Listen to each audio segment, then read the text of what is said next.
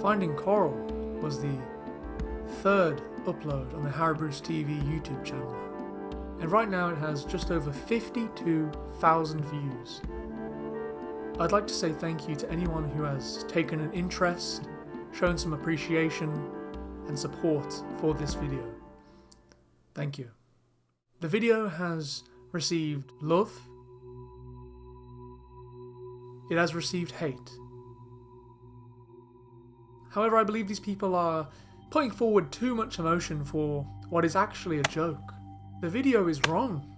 See, after 3 years, I have realised that Coral was not eaten and pooped out or vomited out. There is a darker truth than what I put forward in that video, and I'm going to talk about it right now. The opening of Finding Nemo is awfully suspicious. Marlin and Coral talk about their happy lives together and inspect the children just under their home. Then Coral goes out all of a sudden and there's a barracuda. Now, Marlin notices this and he's freaking out. Coral, her expression. At first viewing, you may think Coral is worried and she's actually taking this very seriously. She's putting a stance towards the barracuda. She wants to swim to the children and protect them. However, I think this is false, and I think her true intentions are a bit more dastardly. Now, Marlin can't see her face. Perhaps these facial expressions are to the barracuda. They are signalling. They are a communication. She swims down, the barracuda swims in, and knocks Marlin unconscious. I believe this was a plan. The barracuda and Coral were on a mission to save the children. Here is what I believe is canon. After Marlin and Coral retreated, escaped from the Clownfish Kingdom that I mentioned in part 1. They had this little home together and they were all playful and everything at the start, yes.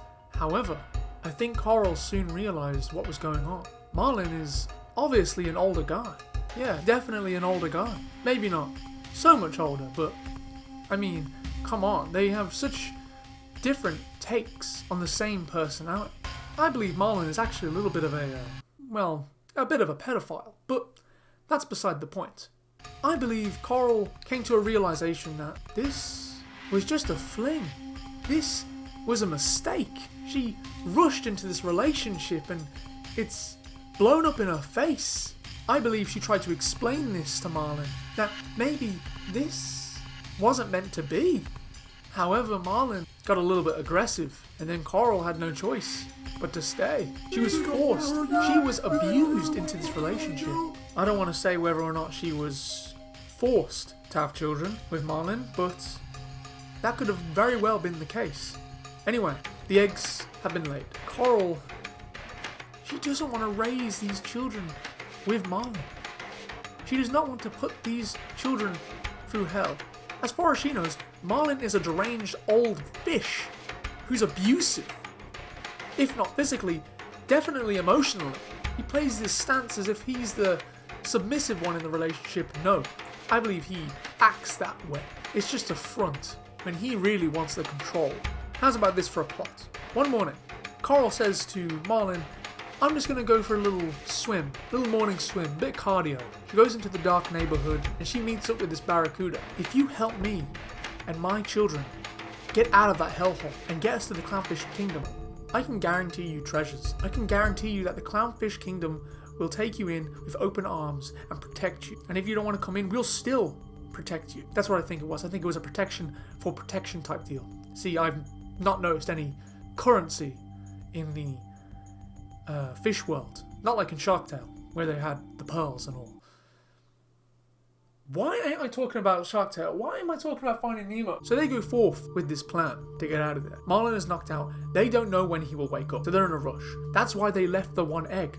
They just missed it, or forgot about it, or didn't have time to grab the egg. They had to get out of there as quick as possible. How did they transport the eggs? Well, they're still in the barracuda's mouth, but they were careful, okay? Before I get some comments saying how would they transport them, they ain't got a shopping trolley or a shopping cart. Shut up. They get back to the Clownfish Kingdom. Coral explains that she made a mistake.